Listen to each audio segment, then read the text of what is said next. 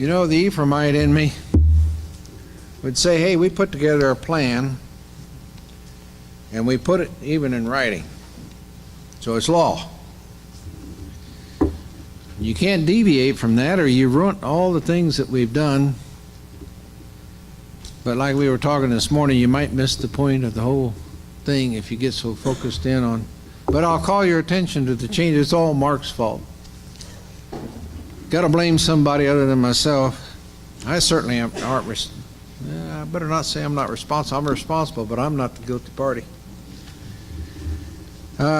So Mark is going to play the piano for us. Dorothy's still recovering. Keep her in your prayers. And Terry will fulfill, you know, Mark decided he wanted the lesser of two evils. He wasn't going to associate with me up here, so Terry said he couldn't play the piano, so I guess that made the decision. So anyway, that's the change. Mark's in the back, Terry's up front, and I'm lost.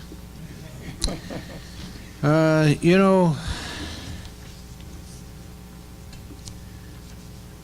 I often wonder how I get so far in my life without being here. I'm glad to gather, but it's more than that. God commands us to gather. And He does that because He loves us. There's things we would miss if we weren't here. And the only thing I can see that we would be missing, the corporate worship, but it's each other. I can have a relationship with God outside of this church, outside of this meeting place, but I can't have a relationship with you, can I? And if I can't have a relationship with you, there can't be Zion. And that is the desire of God's heart, that we get along, worship together, and know each other, and love each other like brothers and sisters. And there's the rub, ain't it? It's hard to do. I love most of you. I'm working on the rest of you. But I hope as you gather here that you might realize the purpose that God has called you to and why He has us do this. Because we could sit out underneath, I could sit out underneath a tree out in the woods and be very close to Him. But I can't do what He wants me to do if that's all I do. He wants me to gather with His people and worship Him. So in protest, I'm here. No, I'm only kidding. I hope you've gathered for the same purpose. I hope you realize it long before I did. Let's stand together or let's not stand, but share together hymn 72.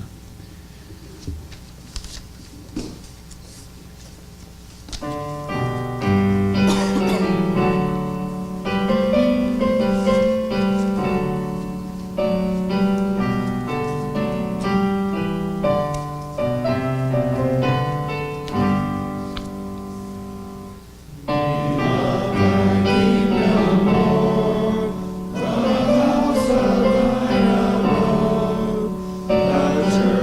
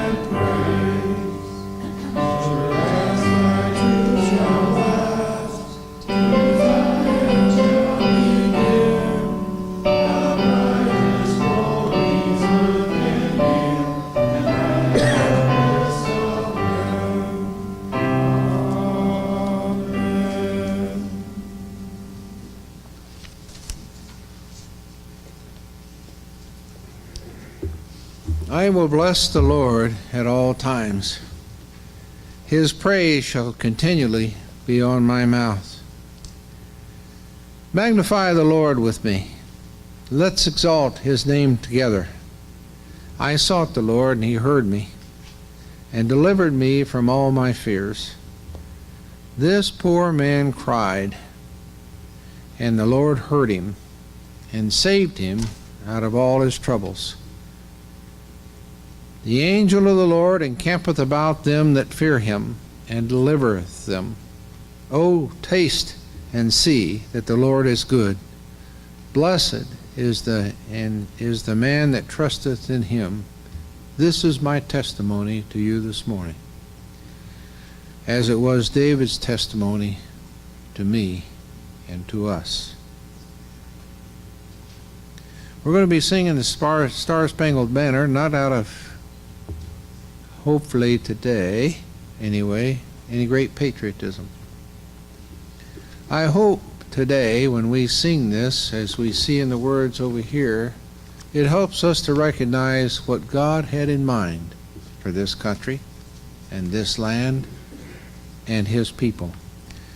Hymn number 96.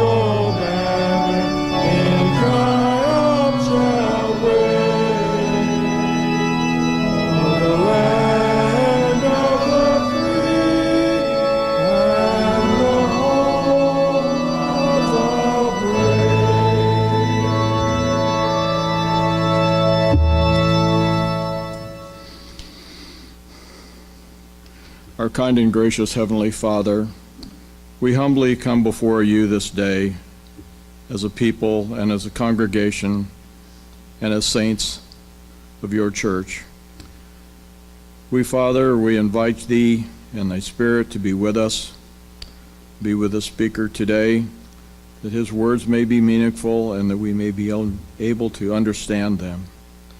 Father, we ask a blessing upon the congregation and upon those that are here this day, that they may witness the Spirit of the Lord in them and in those around them.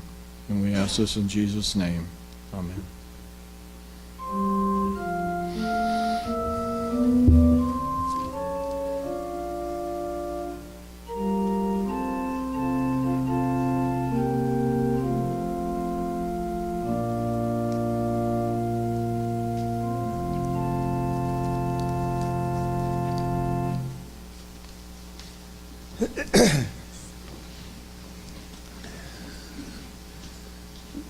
The Lord in his ordinances and his church provides for his people, for the blessing of his people.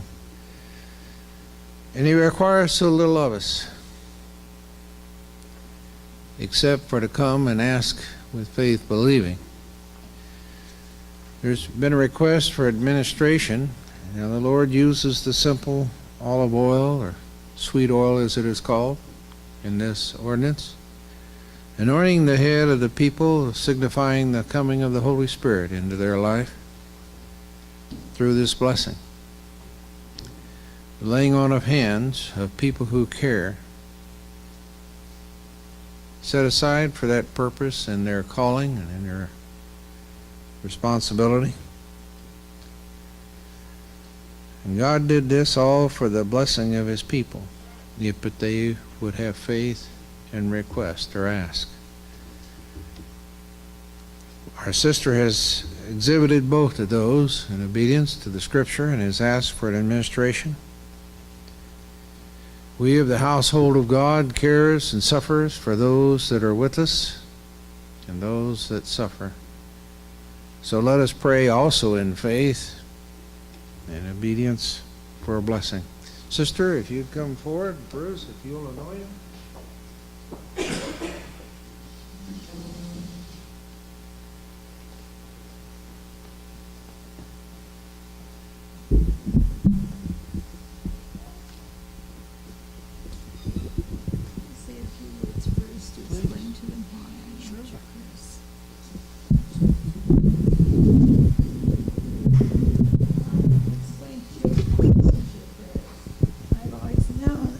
That I had a little heart trouble.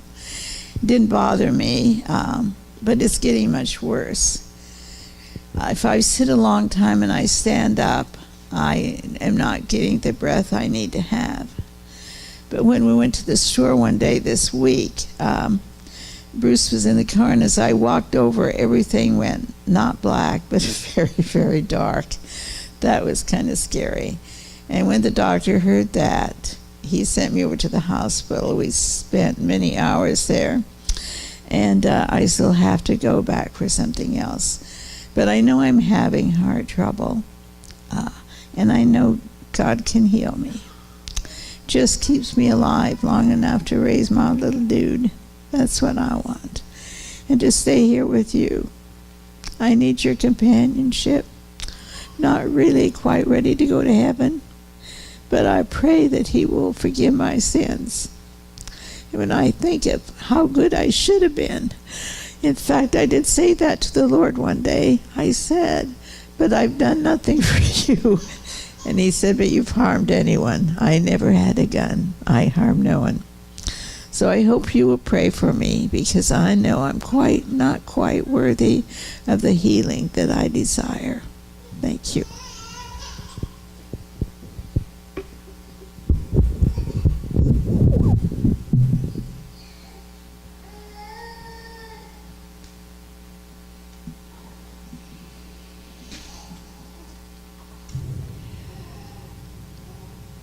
Sister Janice, having been granted authority to anoint your head with this oil for a healing by our Heavenly Father, I do so and seek his presence as our brother Bruce here confirms that anointing, and I ask that the Spirit of God and the Spirit of healing flow now from him through us and into you.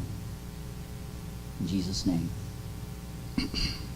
Sister, it is with great joy that the Lord views and witnesses the faith and the trust of his people, and as they seek in obedience to be pleasing and acceptable to him, so are you.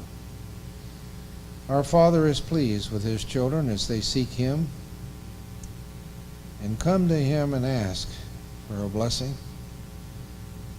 And sister, as part of this blessing, all our sins are forgiven us. For we are the sacrifice that have offered up our heart and our life to him and our love to him, which he seeks and desires so much.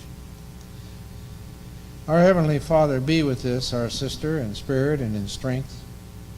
Guide and direct those doctors and nurses that would treat her, that they might be given the wisdom and direction that would be helpful.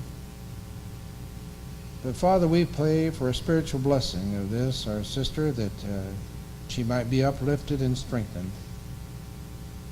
Lord, that you would give her the strength in her body that would help relieve her of this ailment, that, Lord, you would strengthen her heart. Help her bone marrow produce enough of the red blood cells, be whole and complete, that she will not have these blackouts or lightheaded or fainting spells. Father, we would pray that you would strengthen her body, that she might be a servant to you in her testimony of your hand in her life, that she might be ever mindful to speak of your blessing of her life, rich and full, and the many times that you have been with her in strength and spirit. Bless her. Bless her as your child, we pray, in Jesus' name. Amen.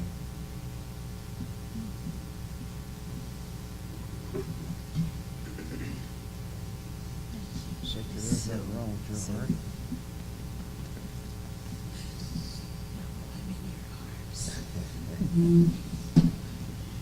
Thank you, Bruce. Like this. Thank you. This man,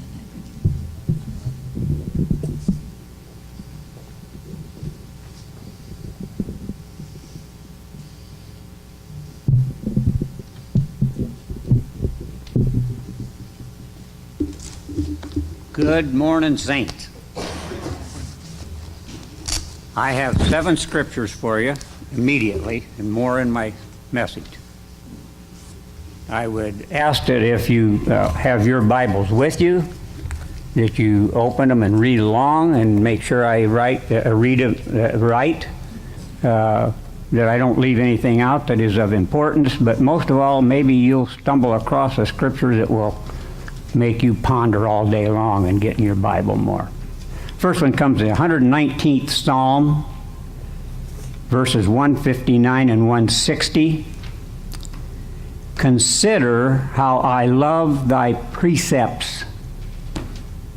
Quicken me, O Lord, according to thy loving kindness.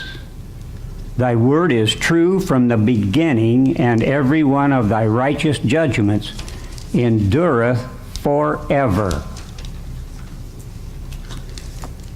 John, the first chapter, and verses 8 and 9. He was not that light, but came to bear witness of that light, which was the true light, which liveth every man that cometh into the world.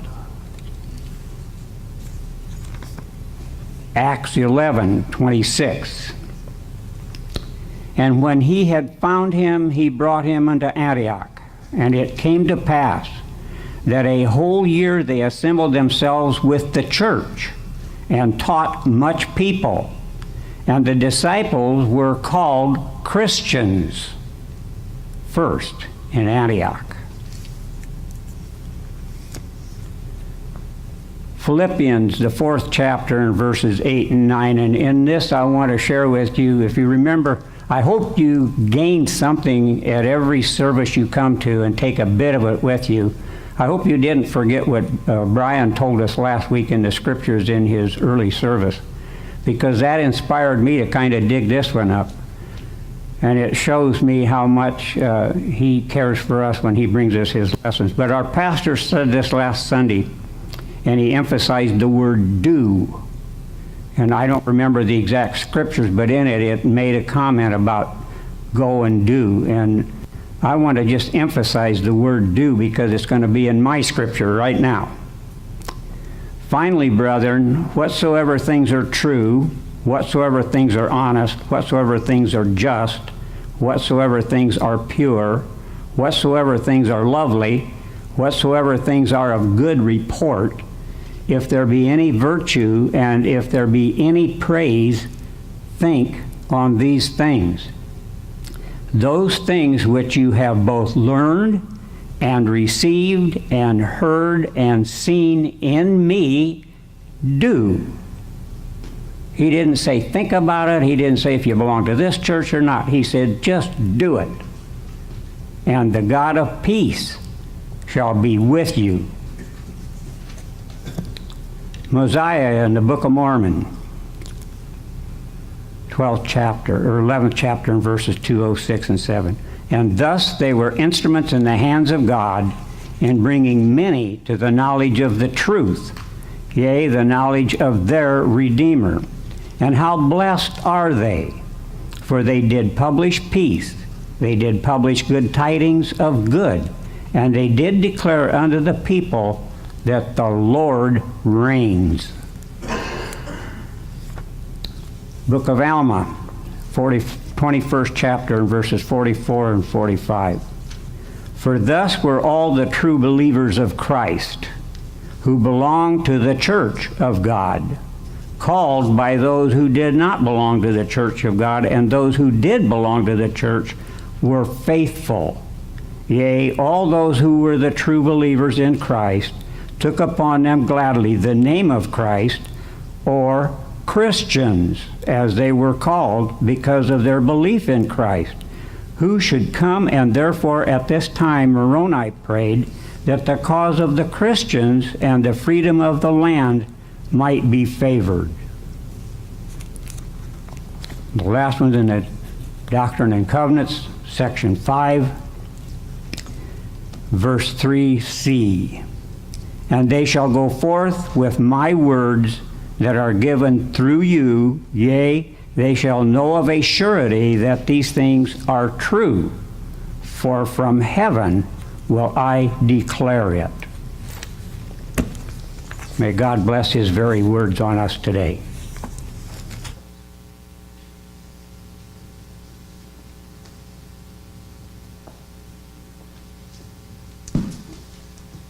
Let's share together hymn 432. His word is written in my heart.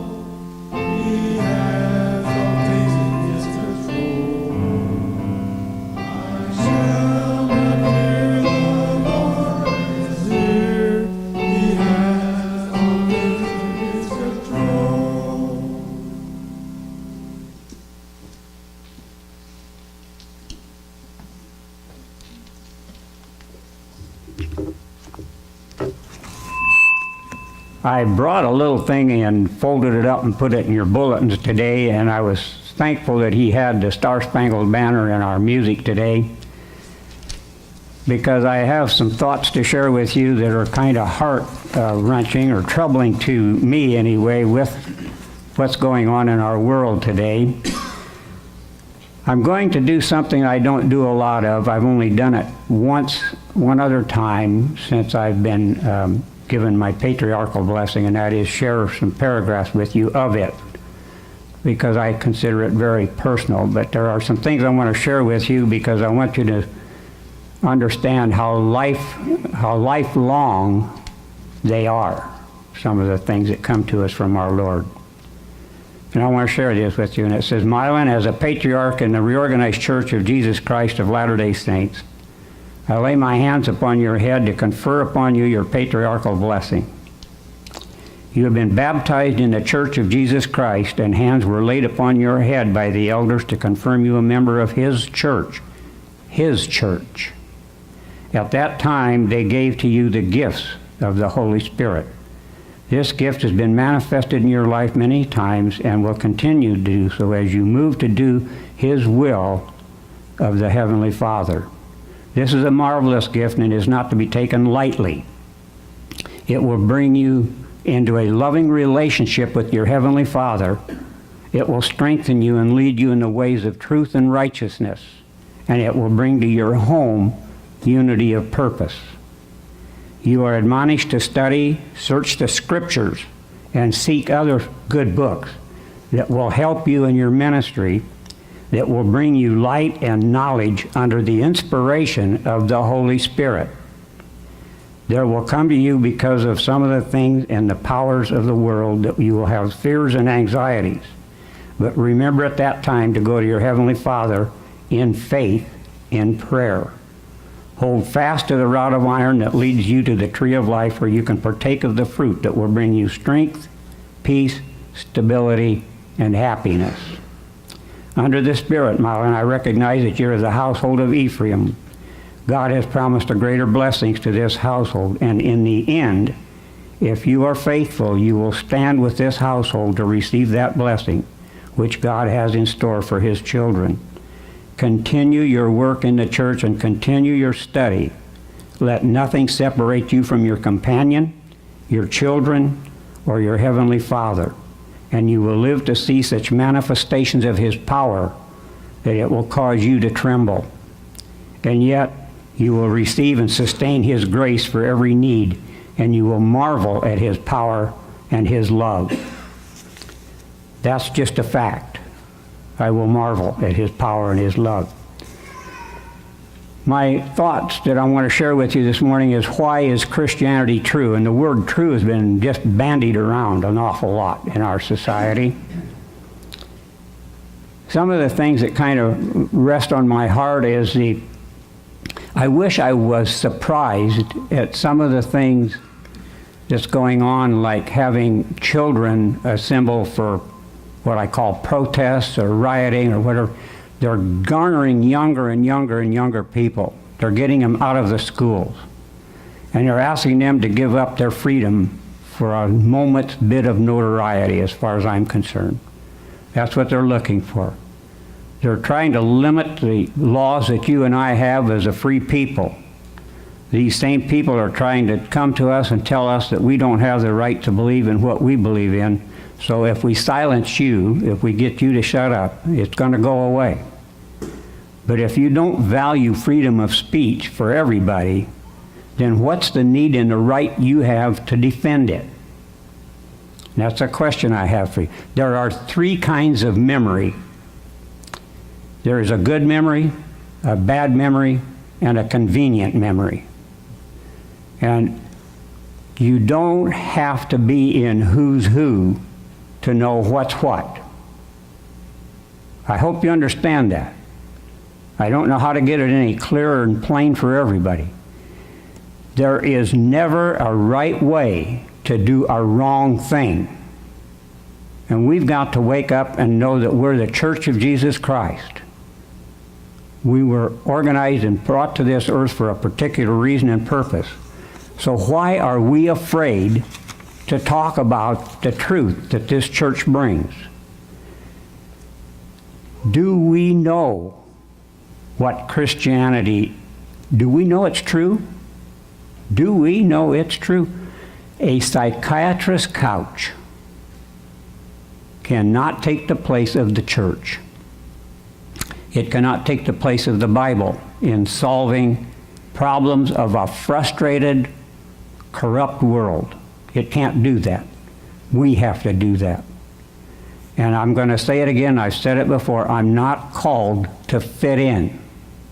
I'm here to tell you what I believe God lays on my heart. And the most awesome, comforting, dynamic, and provocative group of people in our world today, and in all history, and in some people's mind were the most unbelievable, are Christians. And it said so in the Bible to be called Christians. It said so in the Book of Mormon that we're called Christians. It has been a major force in the most sophisticated and prosperous culture mankind has ever known. Period. It has changed more families, it has built more hospitals, more schools, transformed more individuals than any ideology the world has ever seen. Period. And it is being done by you and I, because we're called, when we get called into the Church of Jesus Christ, to fulfill His word and His message. Its accomplishments can't be ignored or argued away. They're just not going to happen. It's an impact on our entire world and the culture we live in, and they are of the, what I call, of the greatest magnitude of our times, period. It's just, they're great. At one time, it even stopped the wheels of the business world on the seventh day because of the word for which we are standing behind says so. It stopped the system. It was our Bibles. The world started calling it Christianity later, and today everybody of what I call of a religious nature, whatever you want to call religion, they question it and ask it, is Christianity true? And so what I'm going to ask you is, why do we have to debate this question, and how long are we going to have to, and how passionate do we have to do it? Because we've been doing it for centuries. Why do we have to do that if it isn't true? If it isn't true, we wouldn't be battling it all the time, would we? The major religions of our world have devoted an awful lot of time, and they've got large followings, and they can't all be true. Not all of them. So why do I say Christianity is true? Because our society's mind and our mindset, and today people are proving it. What is truth? Its meaning is almost lost in our culture today, even including all English-speaking people. It used to mean, when I was a little boy, that which is consistent with an objective, eternal standard known by all reasonable people. Civilized people agree what truth meant for all time and all places. This is now no longer true. We have people out there in our current thinking in this supersonic speeded world that we live in. They have infected it, they've been poisoning it, and that's by subjectivism. Subjectivism is tearing us apart. And that means that it's everybody's thought and process is okay. We're qualified to know the truth, every person that walks on earth. Every person is as qualified for anything they say as anybody else, and then it can be called truth. Truth today is your personal opinion, and I think it's visible even in our churches. Loving people in every one of these LBGD, I don't know how many letters there are anymore, and all the different things that can go on. If they have the same notion that we have, and then they also can tell you and me that the moon's made out of cheese. And we'll have to believe it because it's true, right? if Christianity, and in Christianity, we can know and we can feel it, and we can see it in our own hearts and minds, and it will set you free because we know this. What is false and deceiving and damning, we can find and get revealed because we know the difference between light and dark. And that's the thing we have with our scriptures. We have the difference between light and dark. This is biblical. We read it already this morning in the 7 scriptures. Truth can be known, and it starts with the book of John of 14:6, or even more than that, other places. Our Constitution was put together by many minds and many different religions, and no two of them went to the same church. Strange, isn't it? They assumed that all sane people would know what they meant and agree with their meanings. They believed in the existence of our Creator, who endows, and endowing means that He furnishes, He provides, He gives to us. And God has endowed us in the fundamental and the rights of every creature within His creation. Behind the variables of human conduct was an absolute divine truth, which is Christianity. It is self-evident in that we are, you and I are, we do exist. And that means that there is a knowledge, and God gave that to us in the scriptures. God gave us knowledge, and He also gave us intelligence. And it is true, and it is inerrant in the divine authority, not just shared by any other writing, no matter how educational or how spiritual somebody might have written it. Christianity is not a religion of good works. Christians are not saved by words, but by faith and salvation. By faith are you saved. Before all this has been talked about, the religious activity before, but before or after your salvation, it was the only thing you have to think about is the blood of Jesus Christ, and that's in the Bible. And everything else outside of that is someone trying to shred it. In the Bible, Christians are called pilgrims and strangers. And in the Bible is the Word of God. And in that Word of God, Christianity is true. And this is evident in every known fact of history, which has been demonstrated or implied by findings of anthropologists, scientists, and archaeologists, is consistent with the historical accounts of your Bible. Every one of them. No one can amend that. Now, our Constitution has been amended, but we can't amend the Bible. Advanced archaeology and anthropology confirm everything in the Bible, even Genesis. Common business, correspondence between people as of with Canaan and of Egypt, and was regularly and reliably part of that person and those people's dialogue, even in Moses' day. 1 Corinthians 1:19, it is written, I will destroy the wisdom of the wise, and will bring to nothing the understandings of the prudent. And where are the wise? Where is the scribe? Where is the disputer of the world? God, He hath made them foolish. The Bible is true. If we're going to bandy that word true around, the Bible is true morally, prophetically, and personally, and it's revealed to us from inside our heads and our hearts, not somebody's writings or any other book.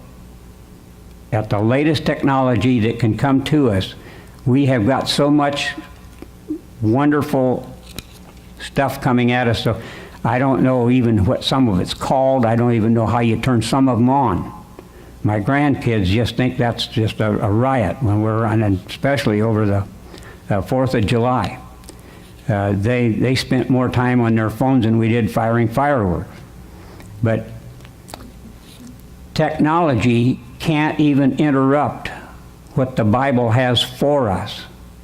We are letting it, but it shouldn't and can't.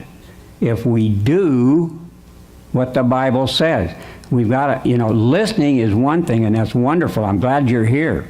But I want you to go home and take one of those scriptures today and just beat it to death. I want you and Jesus to get into it with what's going on in those words of his. Who knows the essential nature of all matter? Who does? Stop and think about it. Who knows the entire essential nature of electricity? When you walk over and flip that switch and the lights come on, what happens when they don't? We were here one Sunday when they didn't come on, or they came on and went off again. Do you know what happened outside of the fact that the switch worked? So where did the problem lie? Was it in something in the wiring? Was it a transformer? Was it the generator out here in the dams that's doing? How much do we know about what's going on in the electrical world? How about magnetism? How about gravity? Who knows the essential matters of all this of nature? Who does know it all? How does air sustain us? How does food nourish us?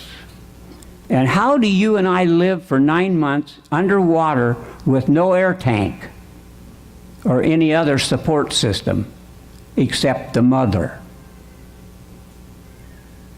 Do you ever stop to think about the wonders of our God? Romans 1:17, the just shall live by faith.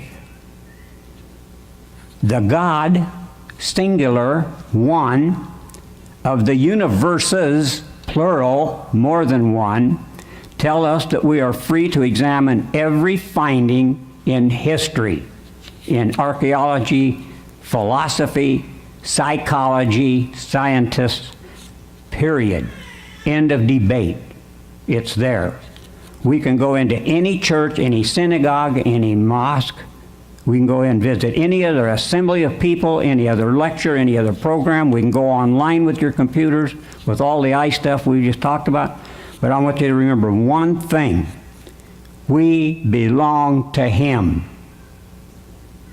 You will never be happy until you find Him, Jesus Christ. This quiet, unpersuaded, unmoved, relentless love of Jesus Christ, His Father, can reach into any maze of the world and any resource on the world, reminding us that there is nothing except the omnipotent, omnipresent, omniscient God and His Son. And He can and He will satisfy us, and He can and He will save us. John 1:12. As many as received Him, to them gave He the power to become the sons of God. Only to them who believe in His name. That's as absolutely certain as anything in the world that can happen. You won't find anything more certain. And every day and someday, every eye will see, every ear will hear, every knee will bow, and every tongue will confess to the glory of God that Jesus really is our Christ.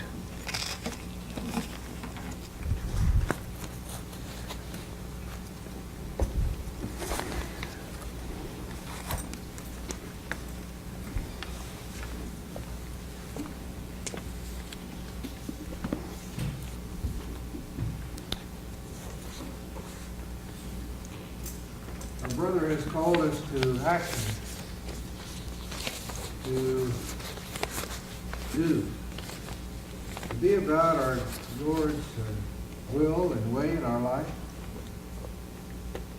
As we go forth into the world, fulfill our calling as His people, we pray for His Spirit to be with us, that it would guide and direct us, that it would inspire us, to give us the words to speak and the actions to take. For we are nothing without Him. Possible.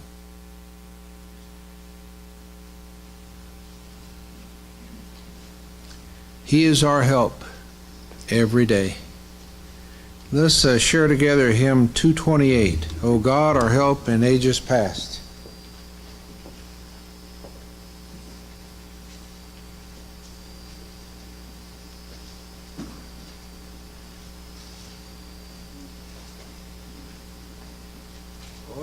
might have to ask for some help here. Who can lead this? John, can you start us off with this? Shall we stand? Our pianist has escaped with his little boy. Oh, here he comes.